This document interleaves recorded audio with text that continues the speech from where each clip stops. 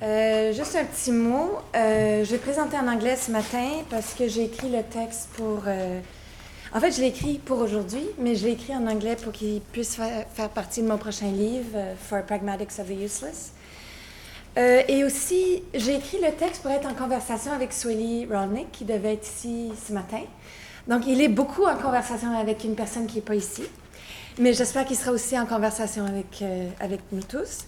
Le texte lui-même est beaucoup plus long et s'oriente surtout, en tout cas, il termine sur l'alter-université que le Senslam, sur lequel le Senslam travaille depuis plusieurs années, l'Institut des trois écologies, mais je ne m'y rendrai pas du tout aujourd'hui. Je vais rester dans...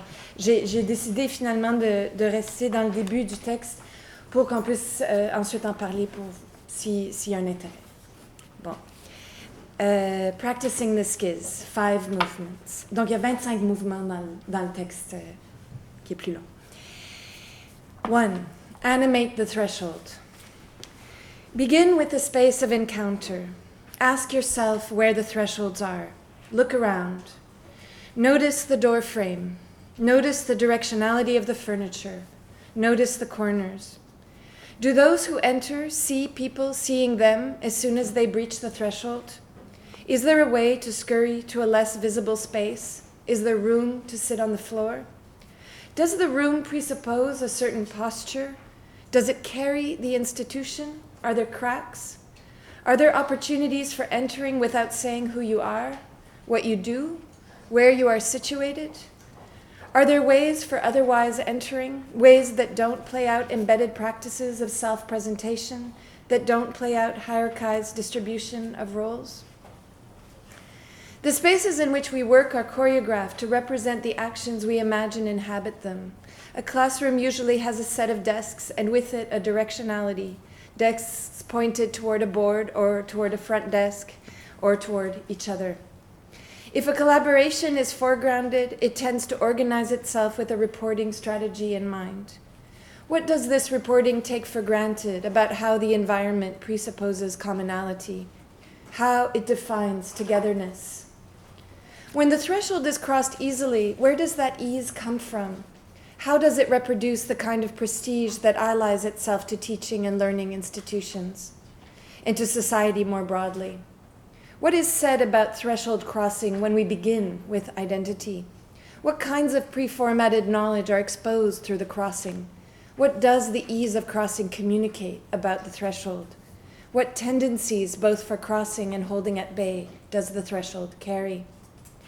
I begin in the university because it is the site in which SenseLab, the laboratory for thought in motion I started 15 years ago, that has since become its own activator of emergent collectivity, most often engages with thresholds, the space in which we most often notice who moves easily into the area of encounter and whose bodies resist it. But this could also be about the cafe you didn't enter, because all the bodies, most of them male, were tuned toward the television and crossing that space seemed impossible. Or the space where all bodies were white and there were no conditions for cutting in. Or the environment where language is presupposed, excluding without even needing to say anything those who enter differently without words, sensing the edges before they attune, with effort, to a center preconceived. SenseLab makes the threshold its practice. We are interested not only in the first doorway, but in discovering where else the thresholds may appear for those who are neurodiverse, for those whose bodies don't pass as easily as the speaking white body inevitably does in the context of the Canadian university.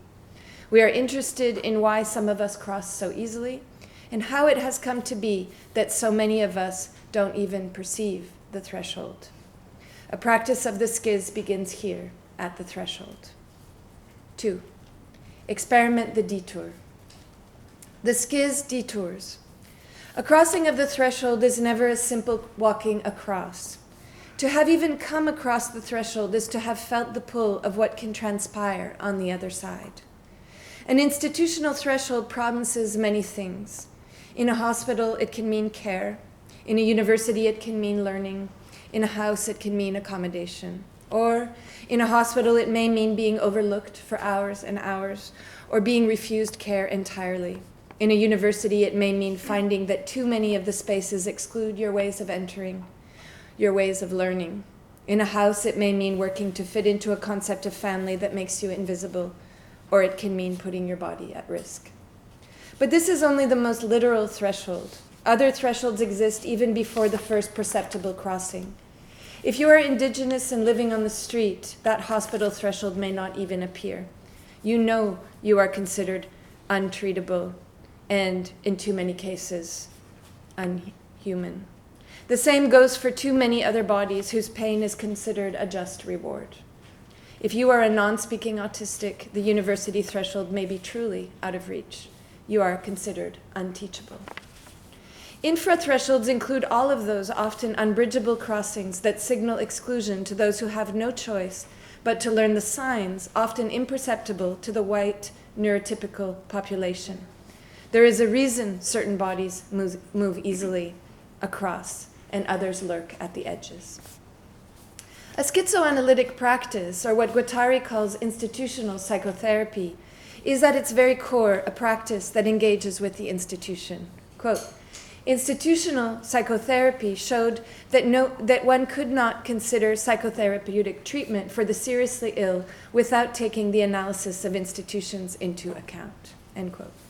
In the context of the renewal of psychiatry in the name of schizoanalysis, a move which began in France in the 1950s, not only is there an engagement with how institutions activate the conditions of care and accommodation, there is also a commitment to rethinking what institutional forces captivate, how institutional forces captivate and orient the more than that courses through individual patients.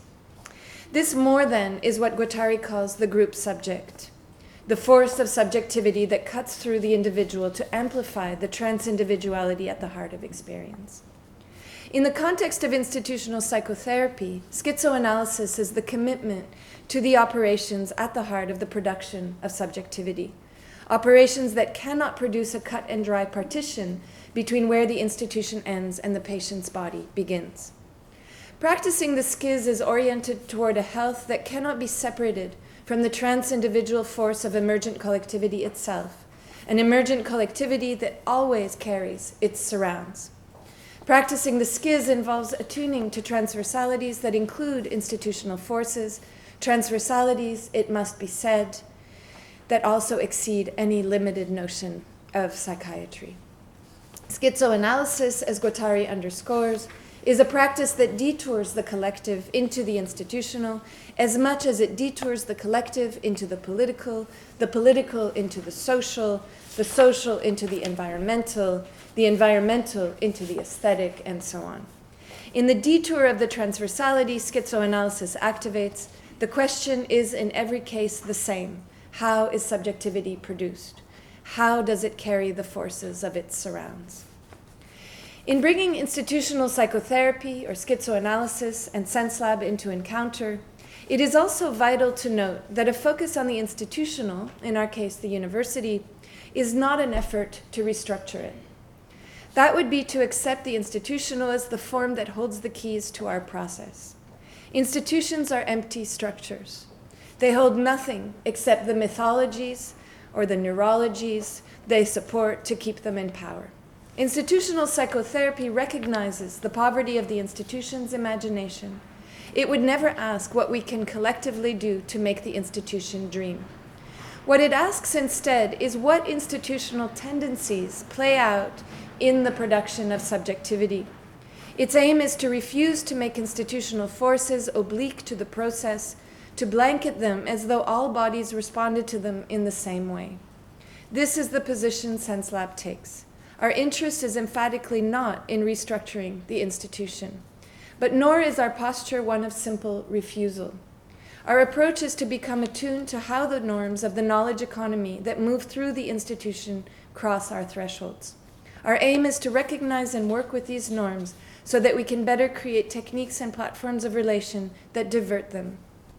Despite the commitment to this work, it is nonetheless clear to us that Sense Lab cannot ultimately find its place in a university, that the university is but a space of temporary refuge. No doubt a space that comes with advantages, not only the infrastructure, but also the university's capacity to lure fascinating people and to create conditions, despite itself, for experiments in pedagogy, but ultimately not one that will sustain the kinds of processes we engage with. Fred Moten and Stefano Harney write, "It cannot be denied that the university is a place of refuge, and it cannot be accepted that the university is a place of enlightenment. In the face of these conditions, one can only sneak into the university and steal what one can. To abuse its hospitality, to spite its mission, to join its refugee colony, its gypsy encampment, to be in but not of, this is the path of the subversive intellectual in the modern university." End quote. Practicing the schiz, the undercommons of the university is never created once and for all. Activating the cracks is an engagement that deeply attends to how the institution gathers, ascribes, and deploys power. What schizoanalysis teaches is that the activation of undercommon spaces of resistance depends on an attention to what moves transversely across the deployment of power, to what moves across any embedded notion of the one, of prestige, of the subject lauded and framed by the regulatory forces of subjecthood. For the institutions we need to take refuge from are also us. They are also made by those very dynamics that we teach each other about competition, about standing out, about one-upmanship, about individuality. In the undercommons of the university, the schizoanalytic lesson is I is another, but also, quote, this other is not a subject, it is a signifying machine, a machine that alters the signs that organize our worlds, Guattari. Signifying machines are nothing other than the expression of subjectivity produced in the cracks of experience. It is in these cracks that undercommon tunnels are found. When engaging with institutional critique, we must commit to an exploration of how subjectivity runs through those institutions which hold us captive, conceptually, if not physically. As a collective agent of utterance, the institution reveals itself to have certain tendencies, certain modalities. Discarding the institution too quickly risks the reinstantiation of those very institutional tendencies in the next experiment. But beware, this does not mean believing the institution can be saved. It means something else entirely. It means becoming aware that the institution, in this case the academic institution, is an active participant in the relational web that produces and reinforces subjectivity. It means that in the task of asking how else subjectivity can be produced, we must also always ask where else and under what other conditions. And when we ask this question, we must also ask ourselves how thought operates in this equation, and where else thought can be produced. For while there is no question that thought is not what the neoliberal university celebrates, there is still a belief, shared widely, that the university is a refuge for thought. Practicing the schiz means not shying away from the question of why this belief in the university as a site for thought is so persistent. For to believe that thought is of the university, that the university cares for thinking and produces the conditions for its exploration, is to willfully ignore for whom that threshold is impossible to cross, and for whom the impossibility of crossing that threshold means that they will forever be considered unthinking. To return to the institution, to consider its place in producing subjectivity, is to state plainly that any thinking that happens in and around the university happens only in the schizing of the institution, for thought is clearly what the university excludes in its attempt to systematize learning in the name of a neutralized production of what has already been selected as worthy of evaluation. Knowledge as the university bestows and polices it is not thought. What the university trades in is neurotypicality itself, the production of white repetition. The first detour involves multiplying the thresholds. An institution is never simply the brick and mortar that holds it together. An institution is the policing of evaluation that forces us to fit thought into a predigested mold, to make thought a product. Academia is a taming of the edges so that what appears as viable, as intelligent, as successful, does so in the form we have been trained to recognize. Practicing the schiz means both attending to how these modes of operation work and shifting the conditions such that other modes become possible, not in the institution, but in the undercommons, produced in the detouring. To fight an institution head-on is to believe in its logic. A politics of the undercommons swerves instead. Practicing the schiz involves shifting the posture from upright to swerve, shoulders back, body curved, head low, look for the cracks. Make the threshold operative by recognizing how it yields. Make the yield part of your politics. Note what attention to the threshold produces. Does it engage a slithering, a dancing, a lurking?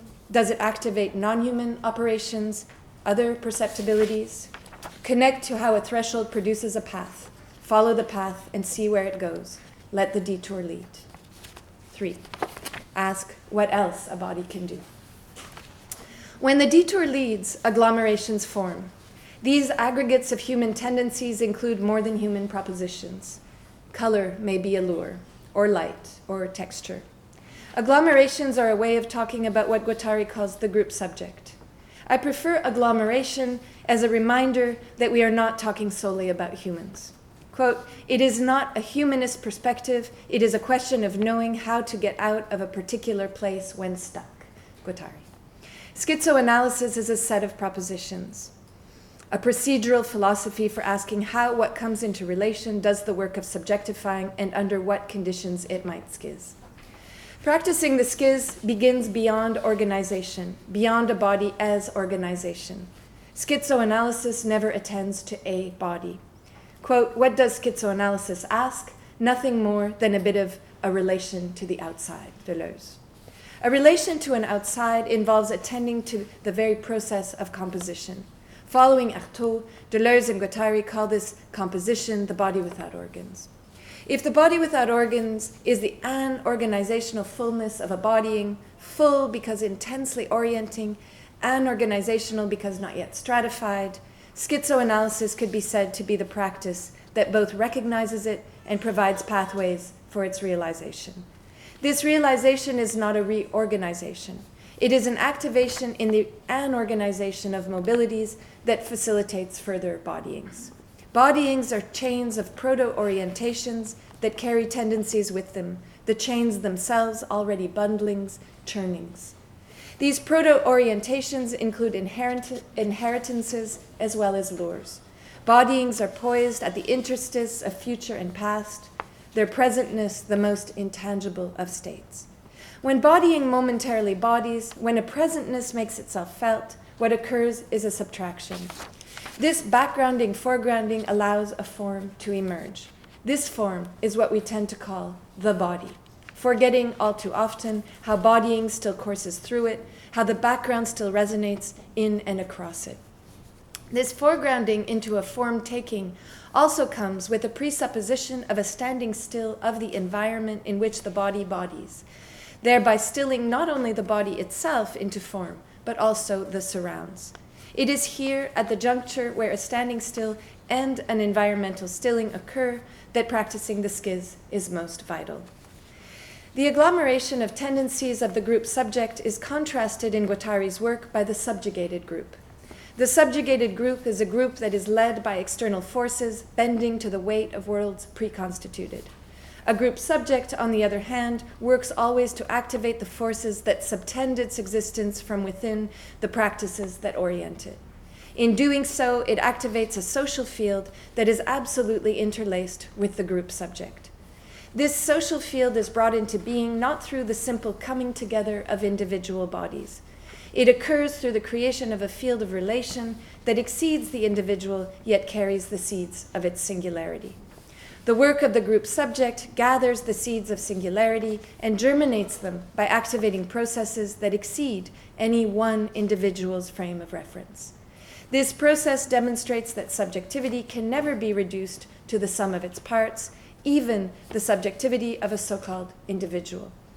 The group subject makes felt that subjectivity is alive with the elasticity of all that connects, of all that germinates, including new ways of incorporating the forces and flows of the more than, forces that should never be reduced to a commonality or a simple togetherness of preconstituted subjects. As Guattari warns, One must not lose sight of the fact that even when paved with the best intentions, the therapeutic endeavor is still constantly in danger of foundering in the stupefying mythology of togetherness." End quote.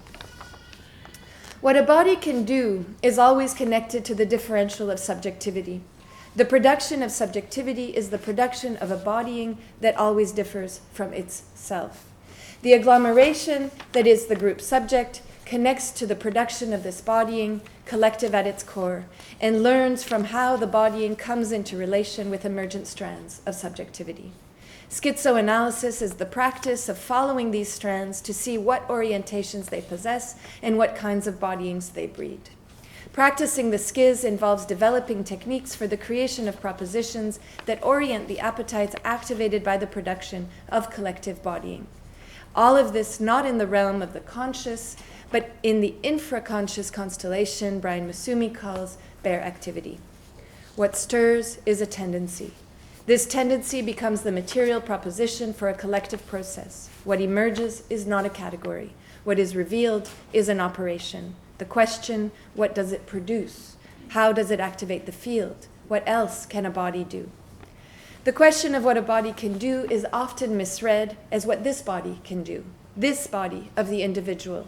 Spinoza never singles out this body with regard to the potential he sees in what a body can do. What a body can do is what an agglomeration of tendencies can do in a given set of conditions. Group subjects are only as creative as the schiz they can produce. 4. Create a technique. Lydia Clark's schizosomatic work is a force that nourishes sense-lab. Confluence more than influence, it moves with the force of future presentness. Confluence because when it appeared to sense-lab as an orientation, we had already been moving in its rhythm for several years. Now, a decade into our experiments with Clark's practice, a precision is settling in. Sometimes taking the form of work with voice, with sound, sometimes returning us to relational objects and their capacity to produce new schizosomatic propositions, sometimes taking us to an actual restaging of her work, sometimes morphing her tendencies with those of other artists. Clark's presence is a force that instructs us in the question of what things do when they shape each other. For what all of Clark's work does is repeat the mantra that we are more than ourselves. In her work, structuring the self and many of the propositions of that later period of her life, the relational object moves with the practice. The relational object is never an object as such. It is a tendency that carries an object likeness. Clark's relational objects are carriers of potential, taking the shape of bags of air, sand, water, of rocks held in the hand, of textures placed against the skin. Relational objects are mobilizers for a schizosoma. A schizosoma is the expression of a shifting boundary, a structuring. Too often called an individual, a schizosoma is the reminder that the self is never enclosed, that it moves across tendencies it cannot hold. Structuring of the self explores the potential of the schizosoma, developing attunements to how much structure or destructuring a schizosoma needs to thrive. In parenthesis, if you're not familiar with the work of Lydia Clark, it's important to know that Suely's made her work across Guattari and Lydia Clark. A paranoid body leaks at a rate too vertiginous to connect to its forces. In this case, a schizosomatic process may assist in temporarily shutting a valve or two. And also, I should say that it's really only in Brazil that the practice of the schizoanalysis as connected to Lydia Clark's practices has continued in the psychotherapeutic environment and is active in the psychiatric institution as a form of therapeutic practice. A frozen body may need the opposite. Structuring of the self is a practice that attends to these necessary reorientations, bringing the body into a more desiring relation with the world. This desiring relation has nothing to do with what a body as interiority desires. This desiring relation is about the agglomeration, about the group subject that bodies, bringing into relation pre-individual forces with the constraints of a world in motion is what Lydia Clark's structuring the self can do. When practicing the schiz becomes the work, a continuous process of discovery moves through every aspect of the research. the material, the bodily, the philosophical come together to propose new directions at every turn. Here, at the intersection between practice and schiz, techniques are crafted. These techniques are absolutely necessary because there will always be a tensile relation between the group subject and subjugation. A schizoanalytic process must always be crafted anew. I should say here also that if you reread the early work of Guattari around May 68, it was very clear that Guattari felt that the schizoanalytic proposition would be lost if it wasn't brought into political movements.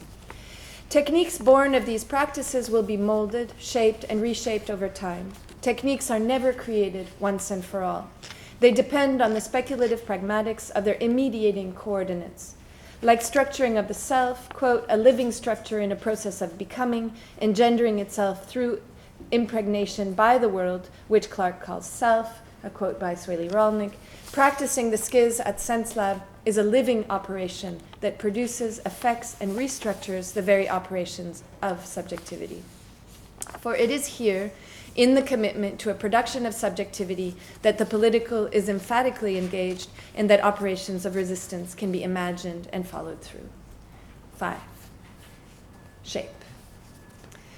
When Rolnik writes about Lydia Clarke's practice that, quote, it would no longer be possible to speak of identity, for this idea is incompatible with a subjectivity composed of the processual dynamic of molding oneself, what Rolnik is gesturing toward is the role the relational object plays in Clarke's practice and how the ingression of the relational object as intercessor tunes the work toward the schizoanalytic. For it is with this relational object as intercessor to the structuring of the self that Clarke's practice most emphatically takes the turn toward the ethico-aesthetic commitment to an artful therapeutics. The expression of what things do when they shape each other involves an attunement to the conditions of experience as they come into actualization. It also involves a commitment to what moves through them, to what speculates in the excess of what comes to be. The work of schizoanalysis requires a sensitivity to this both and, to the more than of what courses through experience here now. This involves attending to what Deleuze and Guattari call immanent criteria. Quote, the question posed by desire is not what does it mean, but rather how does it work. The shaping of experience in the making is the structuring of the self here as all that undoes the bounded, limited, preconstituted subject. Self as production of subjectivity, self as agglomeration, self as field of relation. Practicing the schiz is not about finding meaning, not about interpretation. Practicing the schiz is about inventing new operations for modulating the shape of experimentation of an emergent agglomeration, self as a field of relation. Practicing the schiz is about inventing new operations for modulating the shape of experimentation of an emergent collectivity. The shaping occurs in the real time of the event, but it also carries with it the anarchic share of the potential that courses through it. The transversal force of schizoanalytic practice does its work here, in the share of experience in the making that refuses documentation and that exceeds the archive. For the anarchic share cannot be possessed. It can only be attuned to. We can move with it and be moved by it. This is what we learn in the practicing of the schiz. Practicing the schiz makes operational transversal lines of flight that dispossess the institution of its power to co-opt subjectivity. The work of creating a movement of thought is not in the university, but in the way things shape each other. The university may provide a stepping stone, but practicing the schiz is resolutely in excess of what an institution can do. The production of a subjectivity that schizes depends on the attunement to the anarchic share that runs through it. In all of this, we must never understand the coming together of group subjectivity solely as a bringing together of many bodies. Group subjectivity precedes individualism. Group subjectivity does not require more than one body. A body is always more than one. This is where practicing the schiz begins.